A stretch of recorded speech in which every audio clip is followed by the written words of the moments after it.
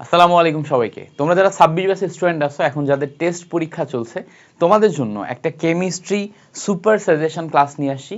First পেপারের উপর একটা ক্লাস হবে, সেকেন্ড পেপারের উপর একটা ক্লাস হবে। এই দুইটা ক্লাস দেখলে তুমি বুঝতে পারবা যে কেমিস্ট্রির জন্য তুমি কিভাবে প্রিপারেশন নিবা, কিভাবে পড়তে হবে, কোন কোন টপিকগুলো গুরুত্বপূর্ণ, কোন টপিক কিভাবে পড়বা, এই সব বিষয়ে A to Z ডিটেলস কথা বলবো। প্রত্যেকটা চ্যাপ্টার নিয়ে কথা হবে, প্রত্যেকটা চ্যাপ্টারের ডিটেলস অ্যানালাইসিস করে আমি এবং আমার টিম মিলে তোমাদের জন্য এই ক্লাসগুলো সাজাইছি। তো চলো দেরি না করে আমরা শুরু করি, আমরা বোঝার চেষ্টা করি কোন টপিকে কি কি গুরুত্বপূর্ণ। আমরা শুরুতেই আসবো ল্যাবরেটরির নিরাপদ ব্যবহার এই চ্যাপ্টারটাতে। এই চ্যাপ্টারে যে সমস্ত টপিকগুলো আছে, এই টপিকগুলোকে আমরা দেখো কয়েকটা ভাগে ভাগ করছি, কয়েকটা ভাগে। এর ভিতরে দেখো প্রথমে আছে হচ্ছে টপ প্রায়োরিটি। এই চ্যাপ্টারে সবচেয়ে বেশি প্রায়োরিটি দিবা কোন টপিকে? সবচেয়ে বেশি প্রায়োরিটি দিবা হচ্ছে হাজার্ড সিম্বল এবং ল্যাব নিরাপত্তা, এই টপিকটাতে। এখানে আমাদের ওই যে 10টা হ্যাজার্ডের যে প্রতীক আছে না, এই প্রতীকগুলা থেকে সবচেয়ে বেশি প্রশ্ন আসে। এই যে 10টা হ্যাজার্ডের যে প্রতীক আছে, এখান থেকে সবচেয়ে বেশি প্রশ্ন আসে। সো এটা আমাদের একটু মাথায় রাখতে হবে। আচ্ছা, এরপরে দেখো কনসেপচুয়াল কোশ্চেন যদি আসে, তাহলে ওই যে বিশ্লেষণ পদ্ধতি যেটা আছে, মাইক্রো, সেমি মাইক্রো, মাইক্রো, এইগুলা থেকে প্রশ্ন আসতে দেখা যায়। তবে আমি তোমাকে সাজেশন করব, জাস্ট টপ প্রায়োরিটির এই পার্টটাতে তুমি ফোকাস করলেই এই চ্যাপ্টারের ম্যাক্সিমাম জিনিসপত্র তোমার ক্লিয়ার হয়ে যাবে। এছাড়া তুমি যদি চাও আরও এই চ্যাপ্টার থেকে এক্সট্রা জিনিসপত্র পড়তে, তাহলে এই যে গ্লাস ওয়্যারের পরিষ্কার ও ব্যবহার, এই যে পার্টটা আছে, যেখানে তোমার ওই যে তোমার হচ্ছে গ্লাস ওয়্যারগুলো কি কি জিনিসপত্র ব্যবহার করে পরিষ্কার করা হয়, ওই অংশটা একটু ভালো করে পড়বা। এই চ্যাপ্টার থেকে জাস্ট এই অংশটুকু পড়লেই হচ্ছে। এই চ্যাপ্টারের বিস্তারিত তোমার হচ্ছে যে বিশ্লেষণ যেটা, এটা তুমি এখানে পেয়ে যাবা। দেখো আমি এখানে দিয়ে রাখছি বিস্তারিত বিশ্লেষণ। তো এই বিশ্লেষণটা তুমি দেখে নিতে পারো যে আসলে কোন টপিক থেকে কতবার কত সালে কি কি টাইপের প্রশ্ন আসছে, ইচ অ্যান্ড এভরিথিং তুমি এখানে পেয়ে যাবা। সো এটা তুমি একটু দেখে নিতে পারো জাস্ট। ওকে, এটা কেন দিয়ে রাখছি? এটা জাস্ট দিয়ে রাখার পিছনে রিজন হচ্ছে যে তোমাদের যে বইটা আছে, এই বইটা এইটা যে পিডিএফ লিংক ডেসক্রিপশনে দেয়া থাকবে, কমেন্টে দেয়া থাকবে। তুমি পিডিএফটা আমাদের হচ্ছে টেলিগ্রাম চ্যানেলে যে দেখে নিতে পারবা। আমাদের টেলিগ্রাম চ্যানেলে আমরা সমস্ত পিডিএফগুলো আপলোড দিই। সো তুমি জাস্ট আমাদের টেলিগ্রাম চ্যানেলে যে এই পিডিএফটা দিয়ে দেখে নিতে পারবা। আর বাকি তো আমি তোমাকে বলছি। ওকে, এবার আসো আমাদের গুণগত রসায়নকে একটু দেখি। গুণগত রসায়ন থেকে কোন কোন টপিক গুরুত্বপূর্ণ? ভাই, গুণগত রসায়ন থেকে সবচেয়ে গুরুত্বপূর্ণ হচ্ছে দ্রাব্যতা এবং দ্রাব্যতার গুণফল। এই টপিক থেকে সিকিউতে সবচেয়ে বেশি প্রশ্ন আসে। এই জায়গা থেকে দ্রাব্যতা এবং দ্রাব্যতার গুণফল অদক্ষেপ পড়বে কিনা, এইটা হচ্ছে গ এবং ঘ দুইটা কোশ্চেনেই সবচেয়ে বেশি দিয়ে দেয়, এবং দেখা যায় প্রতি বছরই এখান থেকে প্রশ্ন আসছে। উদাহরণ হিসেবে দেখো, এখানে গ এবং ঘতে পরিসংখ্যানের সবচেয়ে বেশি প্রশ্ন আসতে দেখা গেছে এই টপিকটা থেকে। সো এই জন্য এই টপিকটা অত্যন্ত গুরুত্বপূর্ণ। গুণগত রসায়ন চ্যাপ্টারে তুমি যদি একটা টপিক পড়ো, সেটা তুমি পড়বা দ্রাব্যতা এবং দ্রাব্যতার গুণফল, কোনোভাবে বাদ দিবা না।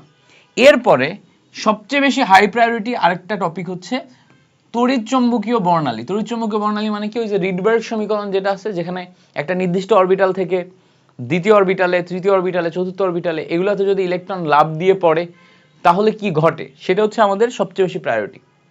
তো রিডবার্গ সমীকরণের এই ম্যাথগুলা তোমাকে ভালো করে শিখতে হবে। তড়িৎচুম্বকীয় বর্ণালীর ম্যাথগুলো, এটা অত্যন্ত গুরুত্বপূর্ণ একটি টপিক, এবং এখান থেকেও গতে প্রশ্ন সবচেয়ে বেশি আসতে দেখা যায়। গ নম্বরের প্রশ্ন সবচেয়ে বেশি আসতে দেখা যায়। রিডবার্গ সমীকরণ থেকে বিভিন্ন টাইপের এমসিকিউ আসে। সো এমসিকিউ প্লাস সিকিউ দুইটার জন্যই গুরুত্বপূর্ণ। কোয়ান্টাম সংখ্যা এবং ইলেকট্রন বিন্যাস, এইটা হচ্ছে এমসিকিউ এর জন্য সবচেয়ে বেশি গুরুত্বপূর্ণ। এমসিকিউ এর জন্য সবচেয়ে বেশি গুরুত্বপূর্ণ। যেমন ধরো কোয়ান্টাম সংখ্যার ক্ষেত্রে এই যে আউবাউ নীতি, হুন্ডের নীতি, পলির বর্জন নীতি, এগুলো থেকে প্রচুর পরিমাণে এমসিকিউ আসতে দেখা যায়, প্রত্যেকবারই আসতে দেখা যায়। নিচের কোন কোয়ান্টাম সংখ্যার সেটটি বাস্তব, তারপর হচ্ছে একটা নির্দিষ্ট ইলেকট্রনের জন্য 4টা কোয়ান্টাম সংখ্যার সেট বের করতে বলা, এগুলা সবচেয়ে বেশি আসতে দেখা যায়। আয়ন শনাক্তকরণ, এটা বিভিন্ন সময় গ ঘতেও আসতে দেখা যায়, খ নম্বরেও আসতে দেখা যায়, আবার এমসিকিউ আসতেও দেখা যায়। আয়ন শনাক্তকরণের মধ্যে সবচেয়ে বেশি ইম্পর্টেন্ট হচ্ছে তোমার নেসলার বিকারকটা। নেসলার বিকারকটা ভালো করে পড়ে যাবা, তাহলে হবে। তাহলে সব মিলায় এই চ্যাপ্টার থেকে আমি যদি তোমাকে বলি, দ্রাব্যতার গুণফল, তড়িৎচুম্বকীয় বর্ণালী, কোয়ান্টাম সংখ্যা এবং আয়ন শনাক্তকরণে নেসলার বিকারক, এইগুলা পড়লেই এই চ্যাপ্টারের মোস্ট ইম্পর্টেন্ট জিনিসপত্রগুলো কভার হয়ে যাচ্ছে। কোনটা থেকে কত সালে কি কি আসছে সেটার ডিটেলস এখানে দেখো দেয়া আছে, কোনটা থেকে কতবার আসছে তুমি চাইলে এটা দেখে নিতে পারো। এটা হচ্ছে দেখার জন্য আমাদের টেলিগ্রাম থেকে পিডিএফটা ডাউনলোড করে নিও। ওকে, এবার আসো মৌলের পর্যায়বৃত্ত ধর্ম, রাসায়নিক বন্ধন, এখান থেকে কি কি পড়বা? বা এই চ্যাপ্টার থেকে তুমি যদি আমাকে একটা টপিকের কথা বলো, ভাই যেই টপিকটা মাস্ট পড়তে হবে, আমি বলবো শঙ্করায়ণ পড়ো।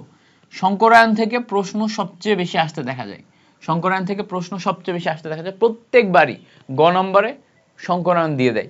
সো শঙ্করায়ণটা ভালো করে পড়ো। এরপরে আসো, তুমি যদি এরপরে বলো যে ভাইয়া এরপরে কোন কোন পার্ট পড়বো, সেটা হচ্ছে ব্লক ভিত্তিক ওই যে পর্যায়বৃত্ত ধর্ম যেগুলো আছে এগুলোর উপর ডিপেন্ড করে ব্লক ভিত্তিক যে প্রশ্নগুলো আসে এগুলা সবচেয়ে বেশি আসতে দেখা যায়। ব্লক ভিত্তিক প্রশ্ন মানে কি, ওই যে সিম্পল জিনিস, PCl5 গঠিত হয়, NCl5 গঠিত হয় না কেন, SiCl4 আদ্র বিশ্লেষিত হয় কেন, এই টাইপের যে প্রশ্নগুলো আছে এগুলো অত্যন্ত গুরুত্বপূর্ণ। সো অবস্থান্তর মৌল, পর্যায়বৃত্ত ধর্ম, ব্লক ভিত্তিক প্রশ্ন এগুলো ভালো করে পড়বা। পোলারায়ন পার্ট, এটা অত্যন্ত গুরুত্বপূর্ণ টপিক। পোলারায়ন, ফাজানের নীতি, পোলারায়ন, এই পার্টটা থেকে গ ঘতে প্রশ্ন আসতে দেখা যায়। অ্যান্ড দেন হাইড্রোজেন বন্ধন। তুমি যদি আমাকে বলো ভাই এই চ্যাপ্টার থেকে আমাকে তিনটা টপিক বলেন যে তিনটা টপিক আমি মাস্ট পড়বো, শঙ্করায়ন, পোলারায়ন, হাইড্রোজেন বন্ধন, আই রিপিট, শঙ্করায়ন, পোলারায়ন, হাইড্রোজেন বন্ধন, এই তিনটা টপিক পড়বা। অ্যান্ড দেন যে তুমি হচ্ছে যে ওই যে ব্লক ভিত্তিক যে সমস্ত প্রশ্নগুলো আছে ওগুলো পড়বা, চ্যাপ্টার কমপ্লিট। এবার দেখো অক্সাইডের প্রকৃতির ক্ষেত্রে ওই যে ক্ষারীয় অক্সাইড, অম্লীয় অক্সাইড, উভয়ধর্মী অক্সাইড, নিরপেক্ষ অক্সাইড, এগুলো সম্পর্কে মোটামুটি পড়াশোনা করে রাখতে পারো, এগুলো ইম্পর্টেন্ট, কাজে লাগবে। ঠিক আছে, তো আশা করি ব্যাপারটা ধরতে পারছো। এইটার বিস্তারিত ডিটেলস কোনটা থেকে কতবার কি প্রশ্ন আসছে এখানে দেয়া আছে। যেমন ধরো পর্যাবৃত্ত ধর্ম অক্সাইড থেকে মোট 34টা প্রশ্ন আসছে, শঙ্করায়ণ থেকে এ পর্যন্ত 26 বার সৃজনশীল আসছে, সেগুলো দেখলেই তুমি বুঝতে পারবা। আচ্ছা, এবার আসো রাসায়নিক পরিবর্তন, এই চ্যাপ্টারের দিকে আগাই। রাসায়নিক পরিবর্তন এই চ্যাপ্টারের সবচেয়ে গুরুত্বপূর্ণ টপিক তুমি যদি আমাকে জিজ্ঞেস করো, আমি বলবো হচ্ছে বাফার দ্রবণ এবং পিএইচ। এইটা পড়লেই তোমার ম্যাক্স জিনিসপত্র কভার হয়ে যাবে, বাফার দ্রবণ এবং পিএইচ। এইটা পড়লেই তোমার ম্যাক্স জিনিসপত্র কভার হয়ে যাবে। কেন? গ ঘতে পিএইচ এবং বাফার দ্রবণ, এটা থেকেই সবচেয়ে বেশি প্রশ্ন আসে গ ঘতে। এরপরে যদি তুমি আমাকে বলো যে এর পরের প্রায়োরিটি কি, এর পরের প্রায়োরিটি হচ্ছে কেপিকেসি। এর পরের প্রায়োরিটি কেপিকেসি। সো তুমি বাফার দ্রবণ এবং পিএইচ নির্ণয় সবার আগে ভালো করে শিখবা, সবচেয়ে বেশি ইম্পর্টেন্ট। এরপরে যে কেপিকেসি শিখবা, কেপিকেসির পরে যদি বলো যে ভাইয়া শিখতে, তাহলে লাসাতেলিয়ার এবং বিশেষ করে লাসাতেলিয়ারে অ্যামোনিয়ার যে বিক্রিয়া, অ্যামোনিয়া উৎপাদনের যে বিক্রিয়া আছে লাসাতেলিয়ারের ক্ষেত্রে, এই অ্যামোনিয়া উৎপাদনের বিক্রিয়া সবচেয়ে গুরুত্বপূর্ণ। বুঝাইতে পারছি? তাহলে দেখো বাফার দ্রবণ, কেপিকেসি, ভরক্রিয়া সূত্র অ্যান্ড দেন লাসাতেলিয়ার অত্যন্ত গুরুত্বপূর্ণ, এই টপিকটা ভালো করে শিখতে হবে। এছাড়া তুমি যদি এক্সট্রা আরো শিখতে চাও যেগুলো পরীক্ষায় আসার মতো, সেটা হচ্ছে বিক্রিয়ার হার, সক্রিয়ণ শক্তি, এই পার্টটাও শিখতে পারো। তাপ রসায়ন খুব কম গুরুত্বপূর্ণ, খুব বেশি আসে না, ঠিক আছে, বেসিকটা জানলেই হচ্ছে এমসিকিউ এর জন্য। বাট সেই টেস্টের জন্য অবশ্যই বাফার দ্রবণ, কেপিকেসি এই দুইটা পার্ট ভালো করে শিখবা, আর লাসাতেলিয়া শিখবা। আই রিপিট, বাফার দ্রবণ, কেপিকেসি, লাসাতেলিয়ার এই তিনটা পার্ট ভালো করে শিখলেই হয়ে যাচ্ছে।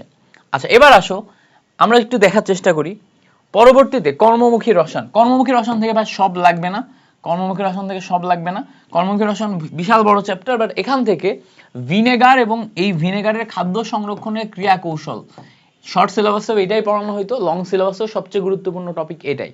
এছাড়া খাদ্য নিরাপত্তা এবং কৌটাজাতকরণের মধ্যে খাদ্য নিরাপত্তার বিভিন্ন টাইপের প্রিজারভেটিভস গুলা, ঠিক আছে, এগুলা পড়তে হবে। অ্যান্টিমাইক্রোবিয়াল, অ্যান্টিঅক্সিডেন্ট, কিলেটিং এজেন্ট কোনটা কি, এগুলো এমসিকিউ এর জন্য পড়তে হবে। আর তোমার কৌটাজাতকরণের ক্ষেত্রে কয়েকটা খাদ্যের কৌটাজাতকরণ সম্পর্কে একটু আমাদের মনে রাখতে হবে যে কোন খাদ্যের কৌটাজাতকরণ প্রক্রিয়া কি, একটা কৌটাজাতকরণের স্ট্যান্ডার্ড প্রসিডিউর তুমি যদি শিখো সেটা মনে রাখলেই হচ্ছে। এছাড়া ওই যে সাসপেনশন, কোয়াগুলেশন, দুধ, এগুলোর জন্য আমরা কি করব, আমরা এমসিকিউ শিখবো। টয়লেট্রিজ, পারফিউম, এগুলো হচ্ছে এমসিকিউ শিখবো। এমসিকিউর জন্য একবার রিডিং মারবো এবং পাশাপাশি বইতে যে সমস্ত এমসিকিউ গুলো আছে এগুলা পড়বো। আমি সবগুলা চ্যাপ্টারের ক্ষেত্রে তোমাকে বলবো এই টোটাল ফার্স্ট পেপারের 5টা চ্যাপ্টারেরই হাজারি স্যারের মেইন বই যেটা আছে, এই হাজারি স্যারের মূল বইয়ের প্রত্যেকটা চ্যাপ্টার শেষে যে মূল বইয়ের অনুশীলনী এমসিকিউ আছে, এগুলা প্র্যাকটিস করো। এগুলা থেকেই তুমি এইচএসসি টেস্ট পরীক্ষা প্লাস অ্যাডমিশন সব জায়গা থেকে এমসিকিউ কমন পাবা, এগুলা পড়বা, ঠিক আছে। আর বাকি সিকিউ এর জন্য, অন্যান্য টপিকের জন্য যেভাবে সাজেস্ট করলাম এভাবে দেখো, মোটামুটি এগুলাই মোর দ্যান এনাফ, ঠিক আছে। সো এগুলার ডিটেলস এখানে দেখো দেয়া আছে, আশা করি বুঝতে পারছো। So thank you so much for watching this video. এই অ্যানালাইসিসটা তুমি যদি ফলো করো, মোর দ্যান এনাফ তোমার পরীক্ষায় ভালো করার জন্য। তুমি বেস্ট একটা প্রিপারেশন নাও, আর আমাদের এই চ্যানেলটাতে সাবস্ক্রাইব করে রাখো, বিকজ এই চ্যানেলে এখন থেকে আমরা ওয়ান শট ক্লাসগুলো দেওয়ার চেষ্টা করব। Thank you so much.